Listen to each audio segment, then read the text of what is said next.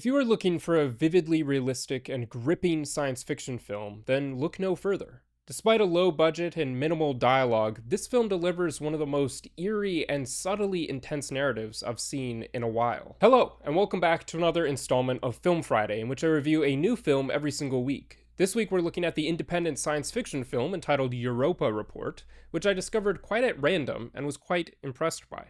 Let's get into it. When I first stumbled across Europa Report, I figured it was just going to be another typical indie sci-fi film, with a low budget and cheesy dialogue.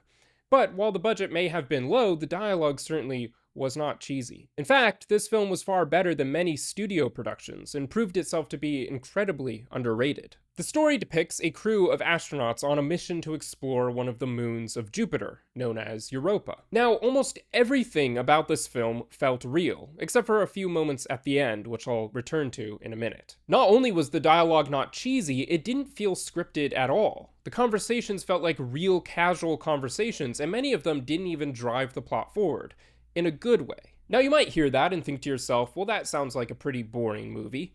And certainly some parts of it did drag a little bit, but it wasn't a long film overall, and it certainly was not boring. Furthermore, as I mentioned earlier, there was an underlying eeriness to the entire film, so that even when characters were just having a casual conversation, you as an audience member were constantly on edge, wondering what was about to go horribly wrong. This film was also a prime example of an independent film acknowledging it was an independent film with a very low budget, and embracing that, rather than trying to be something it couldn't be. So often when watching an independent B-movie, I can understand what the filmmakers are aiming towards and trying to achieve, but so often the limited budget or the lack of experience limits them from achieving that lofty goal. Europa Report neatly sidestepped that problem through its use of cinematography. The way in which it was filmed, it was presented almost as a documentary formed from found footage. Everything you saw was supposed to have been filmed by hidden cameras placed around the spacecraft,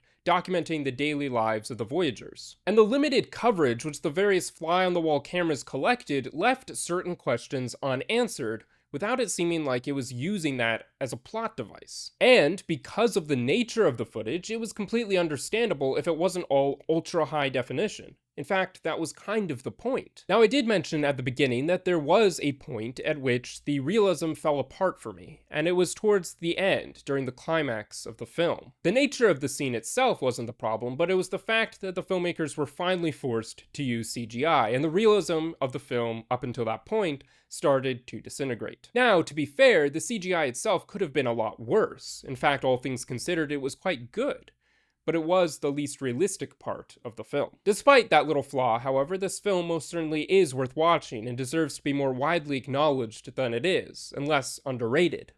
Europa Report exceeded my expectations, and I would give it a 7 out of 10. With that being said, thank you for watching. Make sure to include your own thoughts on this film in the comments, and don't forget to subscribe for more movie commentary and reviews.